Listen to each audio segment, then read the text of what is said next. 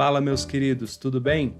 Eu sou o professor Rafael Dias e esse é o canal Natureza ao Cubo.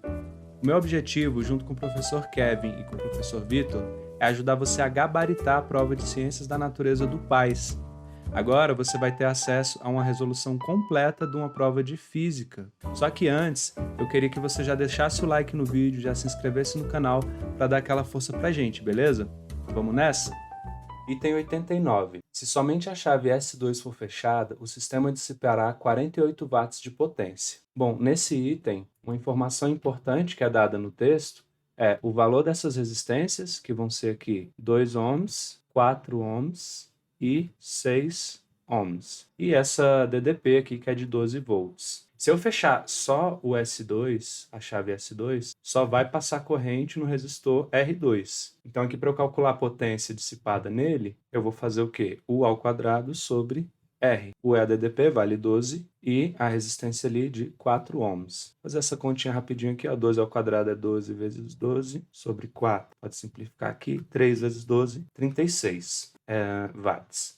Então, o item diz que é 48, então ele está errado. Item 90. Se as chaves S1 e S3 forem fechadas e a chave S2 permanecer aberta, haverá uma corrente de 8 amperes através do nó que conecta os resistores. O nó que conecta os resistores é esse aqui, né? A corrente vai chegar aqui, vale quanto? Essa é a corrente do circuito inteiro, então preciso saber a resistência equivalente total do circuito e a DDP, que aqui a gente já sabe que é 12 volts. No enunciado ele deu que o R1 vale 2 ohms e que o R3 vale 6 ohms. Como a chave do R2 vai ficar aberta, não interessa o valor dele. Então, fechando aqui, ó, R3 e R1 e S1, desculpa, o S3 e o S1, a corrente vai se dividir, parte vem para cima, parte vem para baixo. Então, esses resistores estão em paralelo.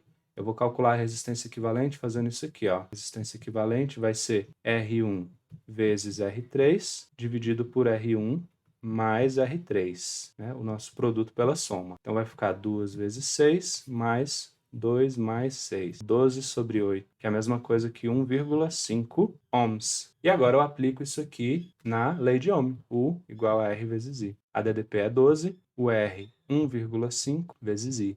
I é igual a 12 dividido por 1,5, que vai dar 8 amperes. O item diz que é 8, então tá certo. Considere que as 3 chaves sejam fechadas e um capacitor ideal seja conectado entre a chave S2 e o resistor R2. Nessa situação, quando o capacitor estiver totalmente carregado, nenhuma corrente fluirá no circuito. Bom, se eu fechar todas as chaves, a corrente vai ser dividida entre os 3 ramos do circuito. Parte vai por cima, parte no meio, parte aqui embaixo. Se eu colocar um capacitor ali, ó, entre a chave S2 e o resistor R2, a corrente por cima ainda vai passar e por baixo aqui também, ó. Então o item está errado, ok? Ele está dizendo que nenhuma corrente fluirá no circuito. Errado, ela fluirá sim. Item 94. Um satélite de massa maior deverá ter velocidade de escape maior para que atinja uma mesma posição orbital de um satélite de massa menor. Bom, a velocidade de escape ela não depende da massa. A gente pode demonstrar isso fazendo a dedução da própria equação que a gente usa para calcular essa velocidade de escape, que a gente faz o seguinte, ó. A gente pega aqui a energia cinética que o corpo tem que ter ao ser lançado, ela tem que ser igual ao trabalho realizado pela força gravitacional. Então, seria a energia potencial gravitacional que ela vai ter lá na altura onde você quer que ele fique em órbita, né? Então, a energia cinética seria mv ao quadrado sobre 2, onde esse v é a velocidade de escape, e a energia potencial seria mgh, onde h é a altura do satélite. No caso, a gente tem que considerar o raio, né, do planeta Terra mais a altura que ele está. Aqui você percebe, ó, aqui é a massa do satélite, de lá também, é o mesmo valor. Então, eu posso pegar aqui, ó, tchau. Então, nessa equação, a gente não tem a massa do satélite fazendo parte do cálculo. V é a raiz de 2g vezes r. Esse g é a aceleração da gravidade, né?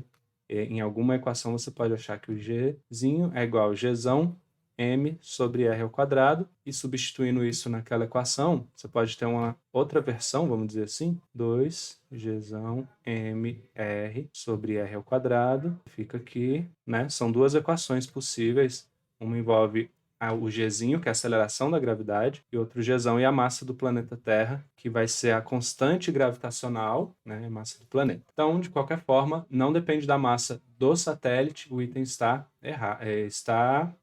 Errado.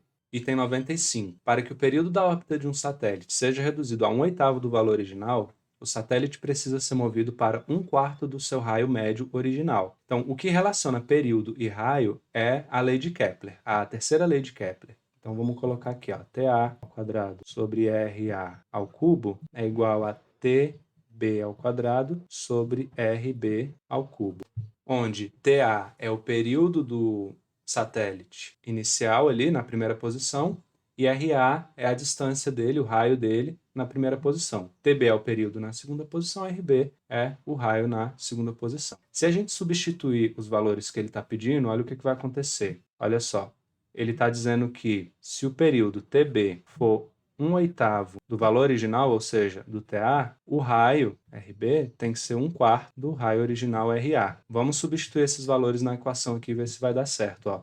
TB é 1/8 de TA, e isso ele estando aqui ao quadrado. RB é 1/4 de RA, 1/4 de RA, e aqui é o cubo, né? 1 sobre 8 ao quadrado vai dar 1 sobre 64, vezes TA ao quadrado. Fiz a propriedade distributiva aqui da potência aqui na multiplicação. E 1/4 elevado ao cubo, 4 ao cubo, também vai dar 64. E o RA cubo, RA ao cubo. Aqui eu vou poder simplificar e eu acabo que eu vou chegar em TA ao quadrado sobre RA ao quadrado. Então o item está correto. Item 96. O módulo da aceleração centrípeta sobre o satélite será máximo no afélio e mínimo no periélio de sua órbita. Bom, a aceleração centrípeta ela é relacionada com a velocidade tangencial a partir da seguinte equação, v ao quadrado sobre r. Então, quanto maior a velocidade, maior é a aceleração centrípeta, né? A aceleração centrípeta é diretamente proporcional ao quadrado da velocidade. E pela segunda lei de Kepler, eu tenho o seguinte, aqui está o planeta ser orbitado, aqui você tem uma trajetória parabólica, aqui é o periélio e aqui é o afélio. Na segunda lei, ele diz que eu percorro a mesma área no mesmo tempo. Então, se eu tiver uma área aqui, ó, e a mesma área aqui, né, o meu satélite ele vem daqui para cá no mesmo tempo que ele vem daqui para cá. Porém, essa distância aqui, ó, no periélio é visivelmente maior. Então, a velocidade dele no periélio vai ser maior que a velocidade dele no afélio. Então, se a velocidade é maior no periélio, a aceleração centrípeta tem que ser maior no periélio. Ele disse que o módulo da aceleração centrípeta sobre o satélite será máximo no afélio. Então, está errado o item. Item 97. Calcule a razão entre a aceleração da gravidade na superfície da Terra e a aceleração da gravidade na distância do satélite geoestacionário. Após efetuar o cálculo solicitado, despreze para a marcação no caderno de respostas a parte fracionária do resultado final, caso exista. Nesse caso, eu vou ter que ir para o texto e já marquei aqui, ó, a órbita geoestacionária está localizada na linha do Equador, a uma altitude de aproximadamente 36 mil quilômetros da superfície da Terra. E ele diz também, ó, considerando 6 vezes 10 a sexta metros como o valor do raio da Terra. Então, tem o raio da Terra como sendo 6 vezes 10 a sexta em metros, e a altura, vou chamar de H, 36 mil quilômetros. Então, vou colocar 36 vezes 10 a sexta metros, ok? Bom, então eu vou fazer o seguinte, o raio da Terra, a gente acabou de ver que é 6 vezes 10 a sexta metro. E a distância do satélite, o raio do satélite, vamos chamar assim, é o raio da Terra mais a distância que ele está da superfície da Terra, que é aquele nosso H. Fica 6 vezes 10 a sexta mais 36 vezes 10 a sexta, que vai dar 42 vezes 10 a sexta. Beleza. Outra coisa que a gente pode afirmar é que as acelerações são inversamente proporcionais ao quadrado da distância. A gente tira isso da lei da gravitação universal, que diz que a força gravitacional vai ser Gzão, massa da Terra, massa do satélite, sobre r ao quadrado. Então veja que a força é inversamente proporcional ao quadrado do raio, só que força, pela segunda lei de Newton, massa vezes aceleração, massa de quem está sofrendo a força, no caso, o satélite. E aí, ó, eu posso cortar as massas e chegar à conclusão que a aceleração também é inversamente proporcional ao quadrado da distância. Bom, sabendo disso, eu posso montar essa equação já direta assim, ó. Sempre que duas grandezas forem inversamente proporcionais, eu posso pensar assim, ó. A1, ou no caso AT, que é a aceleração na superfície da Terra, dividido por AS, que é a aceleração na altura do satélite, vai ser RS ao quadrado sobre RT ao quadrado. Invertido mesmo porque são inversamente proporcionais. Substituindo os valores, ó, AT sobre AS, vai ficar o RS 42 vezes 10 à sexta. Aí isso aqui está ao quadrado. E o RT 6 vezes 10 à sexta. Como os dois estão ao quadrado, eu vou adiantar um pouquinho, vou fazer isso aqui. Ó. Corta aqui, 42 por 6 vai dar 7 ao quadrado, 49. Então você vai marcar lá no gabarito 0, 4 e 9. Item 98. As cores mais quentes têm menor energia que as cores mais frias. Bom, pessoal, quando eu falo cores quentes e cores frias, eu não estou falando de características físicas das cores, né? Cores quentes e frias tem a ver com a sensação estética que elas transmitem. Então, as cores quentes são vermelho, laranja, amarelo. E as cores frias, azul, roxo, né, o verde, que nos remetem à sensação de quente e frio. Mas para a física, o vermelho não pode ser chamado de cor quente ou o roxo ou o violeta de cor fria. Agora, o que a gente sabe é que a energia de uma onda eletromagnética ela é calculada por essa equação aqui, ó. Energia H vezes F, onde F é a frequência da onda. E a frequência é o inverso do comprimento de onda. Então, quem tem maior comprimento de onda vai ter menos energia. No caso, quem tem o maior comprimento de onda é a luz vermelha. Então, a luz vermelha, que é uma cor quente, ela tem menos energia do que a luz violeta, que é uma cor fria. Então, o item está correto. Item 99. Em uma onda eletromagnética, como a luz visível, os vetores campo elétrico e campo magnético são simultaneamente perpendiculares entre si e a direção de propagação da onda. Bom, essa é exatamente a definição de uma onda eletromagnética, né? Você tem aqui uma direção de propagação, esse aqui é um desenho um pouco complexo de fazer. Você tem um campo elétrico que vai oscilar num sentido de propagação e um campo magnético que oscila perpendicularmente a ele. Tá vendo? Aí você tem que imaginar uma imagem 3D aqui, né? Para você entender o que está acontecendo. Um oscilando assim e o outro assim. Então o item está certo. Item 100. Considerando 3 vezes 10 oitavos metros por segundo como o valor da velocidade da luz no vácuo, esboce no gráfico disponibilizado a seguir uma curva que relacione as frequências f aos comprimentos de onda lambda da luz visível. Então ele deu aqui o plano cartesiano com quadriculado. Nota que é importante reparar que ele está dando em um eixo a frequência em 10 a 14 Hz e no outro lambda em 10 a menos 9 metros, que é nanômetro, ok? Aqui a gente tem que ir para o texto, porque lá vai dizer o seguinte: a luz visível corresponde a uma estreita faixa do espectro da radiação, cujo comprimento de onda situa-se entre 400 nanômetros e 700 nanômetros. Então a gente vai usar esses valores para poder calcular. Se você reparasse bem, isso já estava indicado aqui no gráfico, o intervalo onde você vai trabalhar, então é tranquilo. Então a gente vai pegar a equação de onda, C é igual a lambda vezes F. O C, aí no caso a gente quer calcular frequências, né? Então vou já fazer isso aqui, ó. F é igual a C sobre lambda. O C vale 3 vezes 10 a oitava metros por segundo. E os comprimentos de onda vão variar de 400 a 700. Então se eu botar 400 aqui primeiro, vezes 10 a menos 9, né, que eu tenho que reparar ali no cantinho, ó, metros. Isso aqui também pode ser colocado como 3 vezes 10 a oitava, dividido por 4 vezes 10 a menos 7. Essas duas casas eu joguei para lá. Ó. E porque aí fica mais fácil fazer 3 dividido por 4, vai dar 0,75. 10 a oitava com 10 a menos 7, vai ficar vezes 10 elevado a 15 Hz. Como ele quer na ordem 10 a 14, eu vou botar 7,5 vezes 10 a 14. E eu vou aqui no gráfico, para 400 nanômetros, aqui vai ser 7,5. Então, vou marcar bem aqui. Ó. Aí, para o próximo, vamos por 500. O que vai mudar se eu botar 500 aqui? Ó? Vou só apagar esse 4 e o resultado aqui. Ó. Eu vou botar um 5 aqui, 500 aqui, né? Então, vira 5 vezes 10 a menos 7. Percebe que o cálculo vai ser praticamente igual. 3 dividido por 5 dá 0,6 elevado a 10 a 15. Ou, para ficar compatível ali, 6 vezes 10 a 14. Então, para 500 nanômetros, a frequência é de 6 vezes 10 a 14 Hz. Você vem e marca aqui. Para 600, você pode fazer a mesma coisa. E assim por diante, né? Até você obter todos os resultados. Aqui, 600... 3 sobre 6 dá 0,5 e vai ser 5 vezes 10, 14. Marca aqui, ó, fim 700. Você vai ter que fazer continha aí. 3 sobre 7, né? Vai dar 0,428, mais ou menos. 4,28. E aí você vai pôr mais ou menos aqui assim, um pouquinho acima. E aí você traça uma linha unindo esses pontos.